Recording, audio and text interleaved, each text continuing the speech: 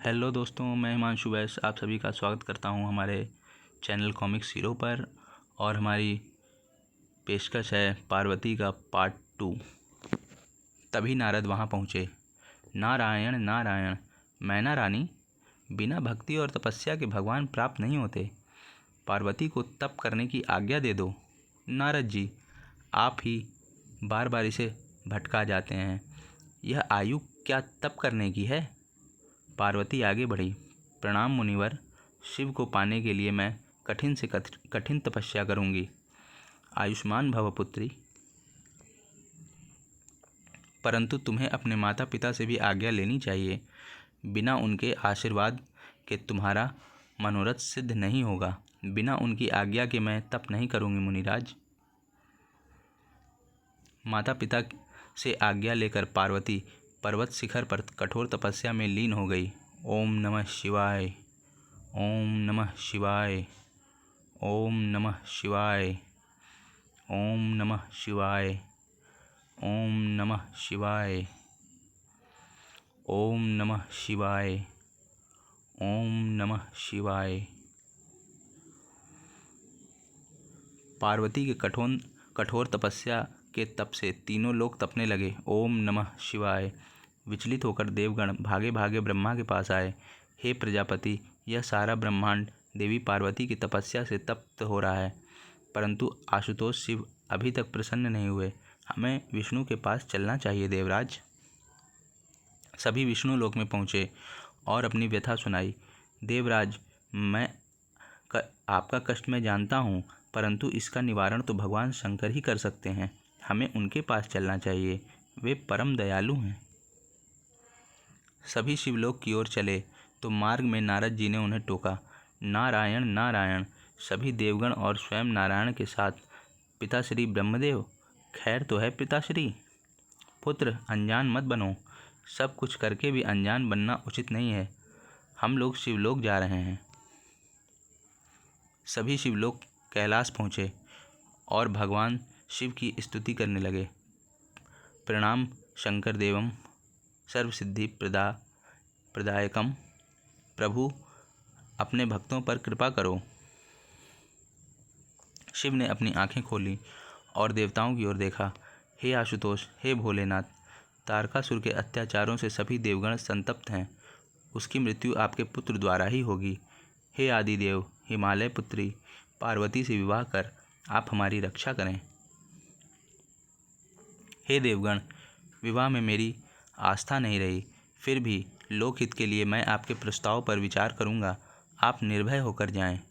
देवताओं के जाने के बाद भगवान शिव ने सप्तऋषियों का स्मरण किया। हे अंतर्यामी महादेव, हमें क्या आज्ञा है? हे सप्तऋषियों, गौरी शिखर पर पार्वती कठोर तप कर रही है। छल कपट से उसका मन मेरी ओर से हटाओ। सप्तऋषि पार्वती के पास पहुँचे। हे पार्वती, तुम नारद के बहकावे पर किस निर्लज्ज कुलहीन भूत प्रेतों के साथ रहने वाले अमंगल रूप और काम के शत्रु को अपना पति बनाना चाहती हो? उसके साथ तुम्हें कौन सा सुख मिलेगा? शिव के प्रति सप्तऋषियों के अमंगल वचन सुन सुनकर पार्वती विचलित हो उठी। हे मुनीश्वर गण, बस अब आप चुप हो जाएं। मेरी प्रतिज्ञा अटल है। मेरे गुरु नारद ने मुझे परम शिव तत्व का ज्ञान कराया है। शिव मेरे आराध्य हैं, मेरे पति हैं, परमेश्वर हैं। सप्तऋषिगण पार्वती को आशीर्वाद देकर चले गए। उनके जाते ही स्वयं महादेव एक ब्राह्मण के रूप में वहां प्रकट हो गए। हे तपस्विनी, इस घोर बियाबान में तुम किसके लिए तप कर रही हो? हे देव, मैं हिमालय कन्या अपने प्राणनाथ शिव के लिए तपस्यारत हूँ। पता नहीं वे कहाँ हैं और मेरी सुध क्यों नहीं लेते। अरे, तुम उस बूढ़े बैल पर सवारी करने वाले भूतनाथ की बात कर रही हो? उसने अपनी पहली पत्नी सती को ही कौन सा सुख दिया था जो वह तुम्हें दे पाएगा? तुम्हारी बुद्धि तो नहीं मारी गई? हे ब्राह्मण देवता, मैं मन वचन कर्म से भगवान शंकर को अपना पति मान चुकी हूँ। उनकी निंदा अब नहीं सुनूंगी। आप जाओ यहाँ से। पार्वती के क्रोध को देखकर महादेव अपने असली रूप में प्रकट हो गए। हे पार्वती, तुम तो अनादिकाल से मेरी पत्नी हो। तुम्हारी परीक्षा लेकर मैंने तुम्हारा मन दुखाया है। हे प्राणनाथ, मुझे आप जिस रूप में भी रखें मैं सदैव प्रसन्न रहती हूँ। अब आप और विलंब ना करें, पिताश्री से मुझे मांग लाएं। पार्वती अपने घर लौटी तो माता पिता की प्रसन्नता से आंखें भर आईं। मेरी बेटी, देखो तो तपस्या ने इसे कितना सुखा दिया है। माँ, मुझे कुछ नहीं हुआ, मैं स्वस्थ हूँ। कुछ दिन बाद शिव साधु के वेश में हिमालय के पास आए। हे पर्वतराज, मैंने सुना है तुमने अपनी सुंदर कन्या भिक्षावृत्ति करने वाले शिव को देने का मन बनाया है। तुमने जरा भी गुण दोष नहीं देखा। वह जटाजूटधारी शमशानवासी उसे क्या सुख देगा। शिव तो चले गए, पर मैना के मन में संदेह का बीज बो गए। स्वामी, पार्वती तो शिव से विवाह करने की हट किए बैठी है, परंतु आपने शिव के बारे में कोई जानकारी प्राप्त नहीं की। कहीं इस साधु की बात सच तो नहीं। प्रिय, अपने इष्ट के प्रति संदेह कदापि नहीं करना चाहिए, पर मैं ऐसे शमशानवासी निपट अघोरी के साथ अपनी बेटी का विवाह कदापि नहीं करूंगी। तभी द्वारपालक वहां आया। महाराज की जय हो। महाराज, द्वार पर एक अघोरी साधु आया है और आपको पूछ रहा है। महाराज और मैना द्वार पर आए। मैंने तुम्हें पहचान लिया प्राणेश्वर। बम बम भोले, भिक्षामि देहि। हिमालय और मैना आगे बढ़े। भिक्षा ग्रहण करें मुनिवर। हे देवी, आपकी कन्या अति सुंदर है। यदि आप प्रसन्न हैं तो अपनी कन्या का दान मुझे दें। अघोरी शिव की याचना पर मेनका को क्रोध आ गया। अरे, कोई है, इस नीच ढोंगी को बाहर निकालो। शिव तत्काल अंतर्धान हो गए। माँ, तुमने यह क्या किया? वे तो मेरे आराध्य स्वामी थे। क्या तू ऐसे जटाजूटधारी और शमशान की भस्म शरीर पर लपेटने वाले अघोरी से विवाह करेगी? कदापि नहीं। तुम्हें भ्रम हो गया है प्रिय। भगवान शिव तो जगत के कारक हैं। वे जन जन के हृदय में समाने वाले हैं।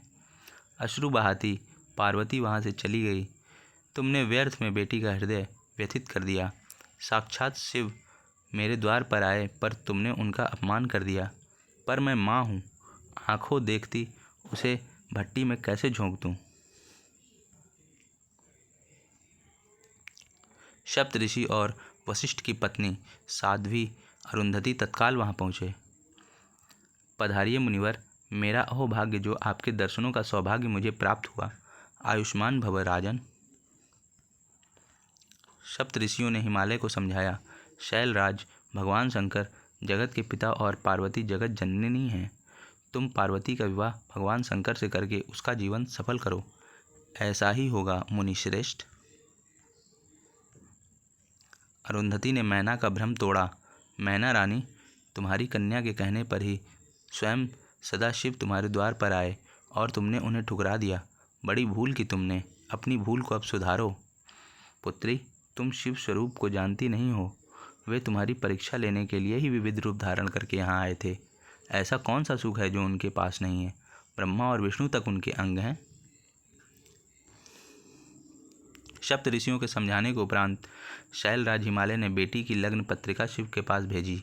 प्रभु, हम शैलराज हिमालय की पुत्री पार्वती का विवाह प्रस्ताव लाए हैं। कृपया इसे स्वीकार करें। हमें पर्वतराज हिमालय का प्रस्ताव स्वीकार है पुरोहित जी। नंदीश्वर, पुरोहित जी का उचित सम्मान के साथ स्वागत सत्कार करो और नारद को बुलाओ। जो आज्ञा प्रभु। स्मरण करने की देर थी, नारद तत्काल वहाँ प्रकट हो गए। नारायण नारायण। आज्ञा प्रभु। नारद, मेरे विवाह का निमंत्रण तुम्हें ही देवताओं और ऋषि मुनियों तक पहुँचाना होगा। आज से 7वें दिन मेरा विवाह होगा। आहा प्रभु, यह शुभ समाचार सुनने के लिए तो मैं कब से प्रतीक्षा कर रहा था। मैं अभी जाता हूँ। यह सब तुम्हारा ही किया धरा है नारद। तुमसे अधिक लोक हितैषी और कौन है? प्रभु, यह तो आपकी कृपा है मुझ पर। आप तो तीनों लोक के स्वामी हैं, घट घट वासी हैं। आपकी माया को भला कौन जान सकता है। नारद जी विवाह निमंत्रण देने निकल पड़े। नारायण नारायण, भजमन नारायण नारायण। उधर पर्वतराज ने शिव पार्वती के विवाह की जोर शोर से तैयारियां प्रारंभ कर दी। धूमधाम से शिव बारात निकली। और शुभ मुहूर्त में शिव पार्वती का विवाह संपन्न हुआ। विवाह के उपरांत रति रोते हुए शिव के सम्मुख आई। हे करुणा निधान, मुझ पर दया करो। मेरे पति को पुनः जीवन दान देकर मेरे दुखों का अंत करो। सभी देव नारियों ने भी शिव से प्रार्थना की, हे दीनानाथ, रति का दुख दूर कीजिए, तभी आपको भी रति विहार का सुख प्राप्त हो सकेगा। तथास्तु। जागो कामदेव। तत्काल कामदेव जीवित हो उठा। प्रभु, मेरा अपराध क्षमा करें, मुझे आशीर्वाद दें कि मेरी भक्ति आपके चरणों में बनी रहे। कामदेव, मैं तुम पर प्रसन्न हूँ, निर्भय होकर विचरण करो। उचित अवसर पर पर्वतराज ने बेटी को विदा किया। बेटी, आज से शिवधाम ही तेरा घर है। माँ। सभी देवगण को विदा करके भगवान शिव और पार्वती अपने गणों के साथ कैलाश धाम की ओर प्रस्थान कर गए। प्रभु, अब यथाशीघ्र पुत्र उत्पन्न करके दुष्ट तारकासुर के अत्याचारों का अंत कीजिए। दोस्तों, यहीं पर हमारी कॉमिक्स समाप्त होती है और मिलते हैं अब अगली कॉमिक्स में। धन्यवाद।